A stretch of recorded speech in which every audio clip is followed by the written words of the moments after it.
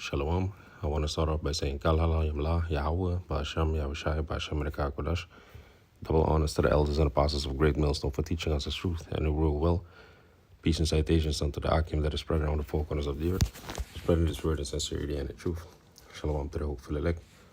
I'm the brother Quarters of Zion from the James Holland branch, coming back through the spirit and power of Yahweh Ba'ashem Yahushai with another lesson, with another video. And Lord willing, this video is edifying. Shalom. So let me start off with Daniel, the book of Daniel 12, verse 4. Because, the Most High, Yahweh, Bahashem, Yahushai, he's magnificent.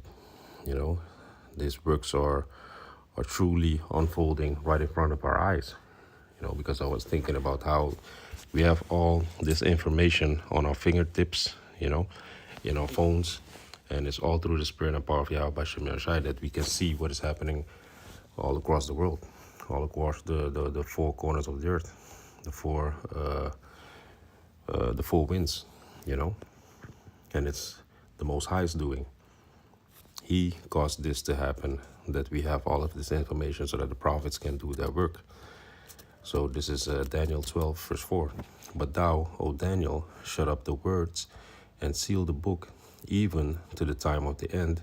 Many shall run to and fro, and knowledge shall be increased. God, so the Most High said these words to Daniel, that the knowledge, the book, which the book is the Bible, it would be sealed. Nobody would be able to unlock the mysteries thereof until, according to Revelation 5, Yahushua was that person that brought the understanding of the scriptures unto us. He left gifts unto men, like it also says in the, let me grab it real quick.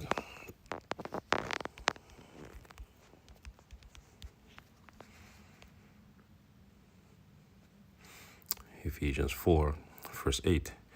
Wherefore he said, when he ascended up on high, he led captivity captive and gave gifts unto men, which that's Yahushai ascended. He was translated. He went up into in a chariot, and he's sitting at the right hand side of the Most High. He led captivity captive. And what captivity? The mental captivity of our people. Like Bob Marley sings, the mental slavery that our people are in. You see? But he loosed the seals of the book, and he brought the wisdom, knowledge, and understanding of the Most High here upon earth. He left that as a gift unto men. So going back, seal the book even to the time of the end, which that's the time that we're living in right now. The end times, the end rulership, the last ruler, which is Esau, Edom, the so-called white man, before Jacob becomes the ruler. Many shall run to and fro, and knowledge shall be increased. And that's the time period that we're living in right now, that knowledge is increasing. You see, if something happens in China or in Russia or in America, within an instant, we can have access to that information, to that knowledge, and also these scientific breakthroughs, according to Esau, what he's making, all that type of knowledge, we can access it from anywhere, as long as we have the internet, as long as we have the internet, which the scripture speaks about the internet as the unicorn. Let's go to that. The book of Numbers 24. No, Job 39.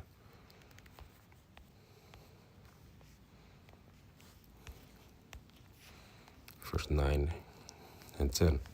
And it reads, will the unicorn be willing to serve thee, or abide by thy crib? And what is a unicorn? Uni means one, and corn means horn. So that unicorn, that one horn, shall it be able to serve thee and abide by thy crib. So the prophets of old, they were working with the knowledge that they had at the time, you see. So the thing that was being described here was a satellite dish. Because what is it? Let me see real quick.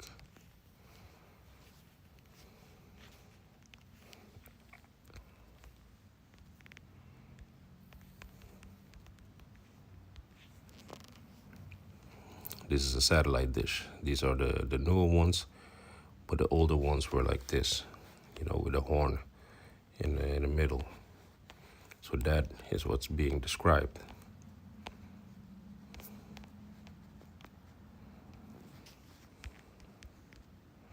And back in the day, if you would have one of these things in your yard, I come from Suriname, and if you would have one of these things in your yard, then you would be considered, wealthy, because you would get other channels that were not in Suriname at the time.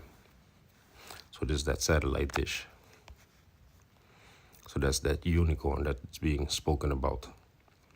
You see? And also, if you go into that word crib,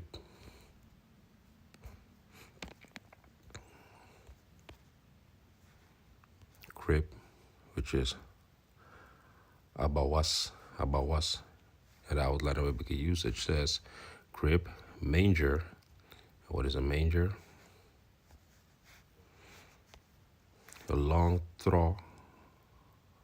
trot from which horses or cattle feed. And a feeding trot. You see? So that goes into a place where food is being stored. You see, a manger, a stall. And what is food? What does the food represent? Let's go to Isaiah. Isaiah 55, verse 1. The food represents the scriptures. It's Isaiah 55, verse 1, because the scriptures are being stored through the satellite that was back in the day when it first started off. Isaiah 55, verse 1. Ho, everyone that thirsteth, come ye to the waters, and ye that had no money, come ye buy and eat. Yea, come buy wine and milk without money and without price. Verse 2, wherefore do ye spend money for that which is not bread, and your labor for which satisfieth not? Hearken, hearken diligently unto me, and eat ye that which is good. So through listening, you can eat what is good, and let your soul delight itself in fatness. You see? So this listening to this word, that is considered eating the food, consuming food, just like it says in the book of Job.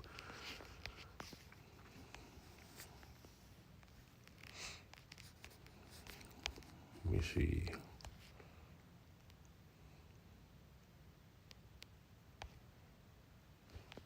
Job 34, verse 3.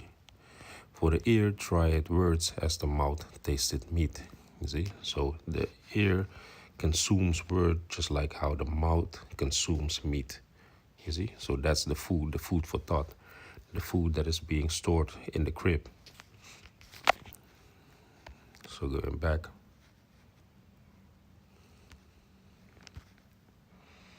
You see, so will the unicorn, which is the satellite, which is the internet, that's how the first Wi-Fi symbol was. It was like that satellite with those waves pouring out of it, out of the feeding horn.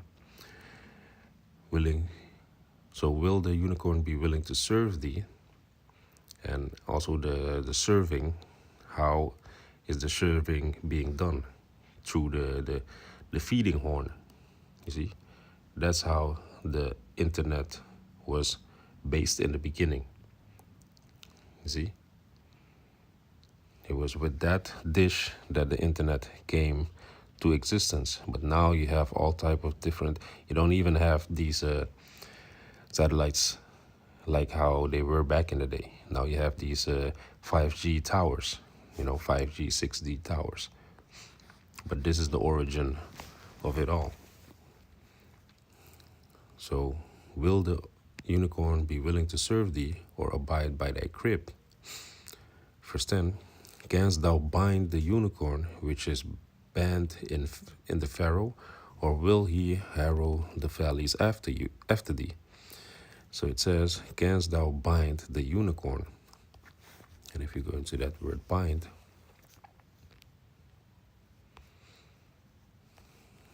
which is kawar, quawar, and the outline of biblical usage says to confine.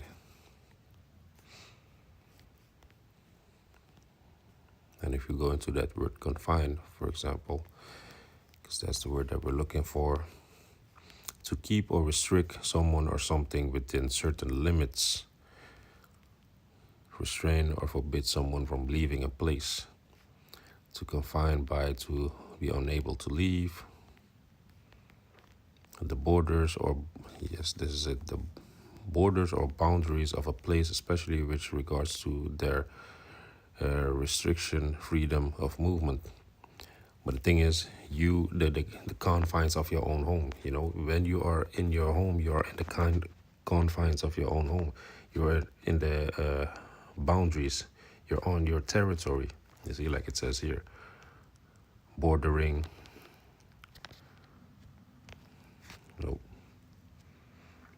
Territory. You see, so when you're in the confines of your home, that's when you are in your own crib, watching these movies, not movies, these videos, these epistles, these video epistles that are being fed through you, through the internet. You see? So to bind means to confine.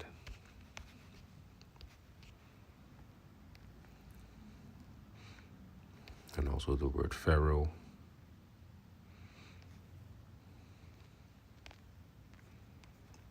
Pharaoh, which is Talam. And the outline of biblical usage says Pharaoh, and the Strong's definition goes into accumulate or a bank. And what do you accumulate? You accumulate these scriptures. You accumulate the understanding of Yahweh Bashem Yahushai by storing it on a bank. You see? That's why when you get these videos, for example, you put them on a data bank. You see? Because before everything got so high tech, everything would be stored somewhere on a server or on a data bank. But nowadays, you can also take the videos and store it on your own data bank. You see, on your own USB bank. You see, on your hard drive. Those are banks also. That's where you accumulate this wisdom, knowledge, understanding, because you might not have time to watch the video now, but you store it and watch it later in the confines of your own home. You see?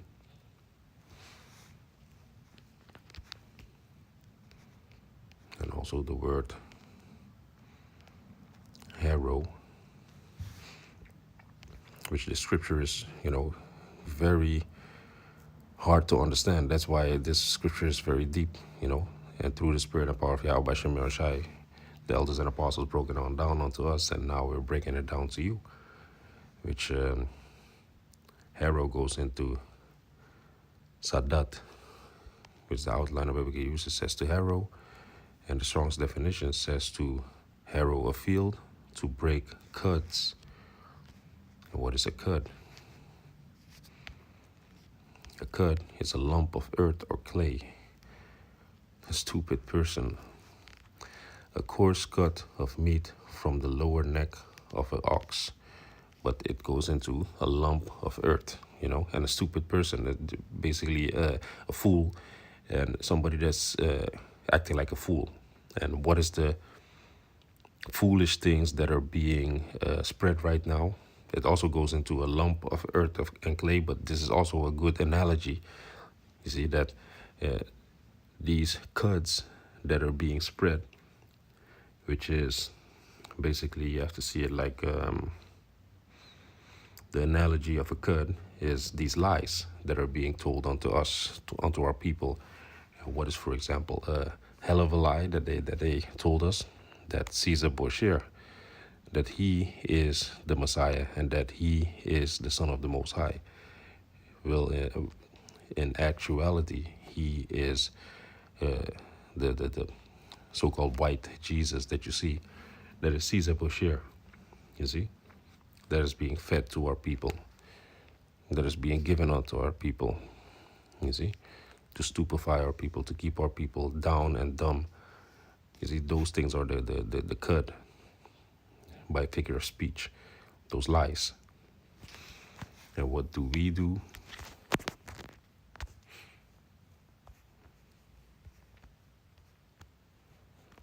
Let's go to Isaiah 28, verse 24. There's also a other analogy. Doth the plowman plow all day to sow, or doth he open and break the cuts of his ground? And that's what a plowman does. A plowman, he works in the field and breaks open the cut. You see, he prepares the field so that it can be plowed and that it could be planted on. You see, and who are we? We are husbandmen, we are plowmen, we are putting our hands to the plow, like the scripture says. So we are those workers that are breaking these cuts, these lies. Let's go to the book of Luke. Luke 9, verse 62. And it says, and Yahushai, which Yahushai is the person who everybody ignorantly calls Jesus, which his real name is a Hebrew name, which is Yahushai. And Yahushai said unto him, no man having put his hand to the plow and looking back is fit for the kingdom of heaven. So no man that started doing this work, put your hand to the plow, is doing this work, being a servant of the Most High, feeding the people with his wisdom, knowledge, and understanding that the Most High bestowed upon you, the secrets, and looking back is fit for the kingdom of Yahweh, Bashem Yahushai. So if you stop doing this work and you look back, you go back into the world, you are not fit for the kingdom of heaven. You will not make it into the kingdom of heaven the first time. You see? So those are the cuts, those are the lies that we are breaking down, those strongholds. You see?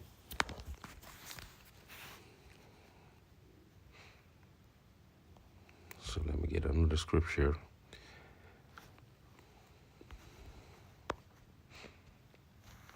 Let me get it in the other one. Matthew 24.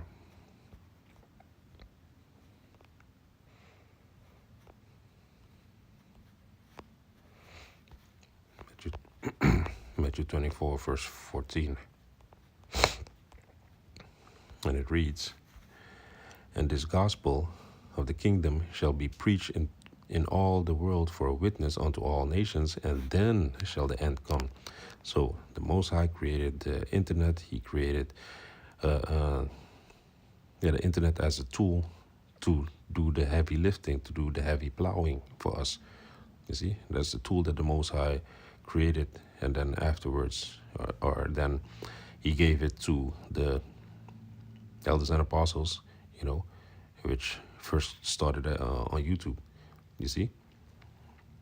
So this is the tool that the Most High gave us to break down the strongholds, to do the heavy lifting, to preach this word into the four corners of the earth so that the end can come.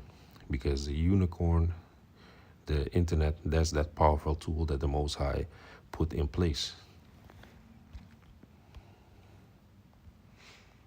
And now, J.D. Rockefeller, these people, they're pissing their pants, or they're very angry that they created this. Because the scripture says this, Job 20, verse 22, in the fullness of his sufficiency, he shall be in straits. Every hand of the wicked shall come upon him. So in the fullness of his sufficiency, when he is, almost at his peak, In the fullness of his sufficiency, he shall be in straits, and straits means difficulty. And what is making it difficult for him to forward his plans, his new plans, his plans for the new world order? The internet, because the internet, that thing that he created is biting him in the ass. Like the scripture says, he caused their own tongue to fall upon themselves. You have these whistleblowers, you see, and everything is being televised. How Satan is against Satan, how Russia is against America, how England, stepped out of the how you call it, EU, Brexit, you see, showing you that their kingdom is crumbling, that they're not as strong as they seem, you see. And every hand of the wicked shall come upon him. And the wicked, they're speaking about laborers. The laborers, they are standing up, They are standing up against their government. They're, how you call it, protesting, rioting, you see. So all these things are the works of the Most High. And I was just meditating upon that, and I wanted to make a video about that. So, Yaratazah, this video is edifying, and I want to say, Kal Halal Yamla, Yahweh, Bashem, Yahushai, Bashem Rekak Wadash, Shalom Akim.